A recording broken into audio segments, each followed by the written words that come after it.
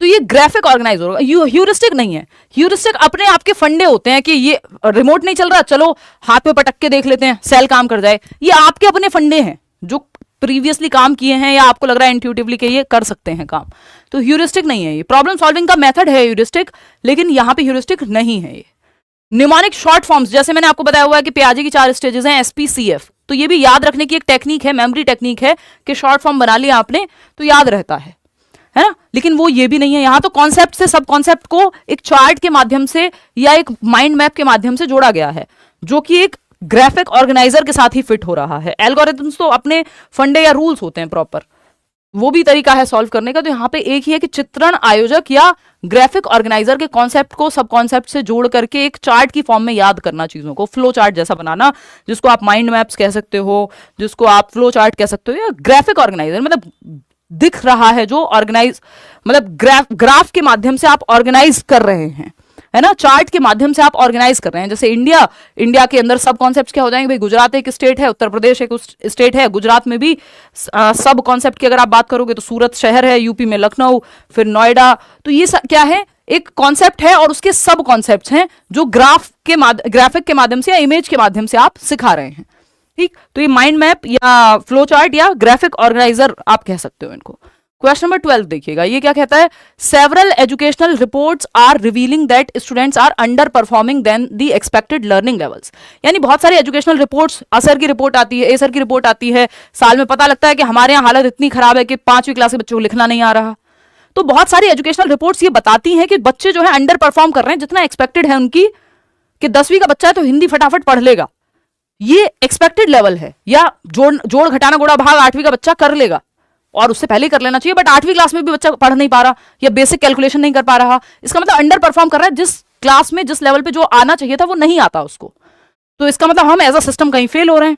The first unit of analysis to understand this gap should be, यानी ये ऐसा हो क्यों रहा है, ये जो गैप है, जो कमी है, इस कमी को समझने के लिए विश्लेषण की प्रथम इकाई है कि क्या होना चाहिए। कहां पे आप एनालिसिस करें, कि सिस्टम में एनालाइज करें कि सिस्टम में कोई कमी है। हाँ, बात सही है, बच्चे में कमी है, बच्चे में नहीं, ये चाइल्ड की बात नहीं है ना, ये ओवरऑल रिपोर्ट्स आ रही हैं कि ऐसा बहुत बच्चों के साथ हो रहा है, एक बच्चे पे बात नहीं हो रही। तो चाइल्ड को थोड़ी असेस करोगे, यहाँ पे सिस्टम फेल हो रहा है अगर बच्चा फेल हो रहा है। कम्युनिटी थोड़ी कर रही है, ये तो स्कूल अपने आप में एक समुदाय है आपका, आपको वहां सिखाना था। पेरेंट्स में कमी नहीं, आपको अपने सिस्टम में कमी ढूंढनी होती है, ना कि बच्चे या उसके माँ बाप में कोई भी कमी आपको यहाँ ढूंढनी है। तो ये तंत्र को आप समझेंगे कि सिस्टम कहां फेल हो जा रहा है, कि कैसे हम सही लेवल पे एजुकेशन नहीं दे पा रहे हैं, कैसे टीचर्स ही गलत स्पेलिंग्स लिख दे रहे हैं बेसिक क्लास में पढ़ाते हुए, 1st to 5th में भी, है ना। तो वो क्यों नहीं हम अचीव कर पा रहे हैं। इसीलिए अब नेशनल एजुकेशन पॉलिसी उसकी बात करती है, जो आपका निपुण मिशन है ना, कि बेसिक जो आपका फाउंडेशनल लिटरेसी एंड न्यूमरेसी है, यानी पढ़ना लिखना और बेसिक कैलकुलेशन बच्चे को 8-9 साल की उम्र तक आनी चाहिए। ठीक, तो ये एक बात है। तो सिस्टम को आप एनालाइज करेंगे अगर ऐसा हो रहा है तो। क्वेश्चन नंबर 13 देखिएगा, children's intrinsic motivation to learn is increased when, बच्चे की आंतरिक अभिप्रेरणा कब बढ़ती है सीखने के लिए।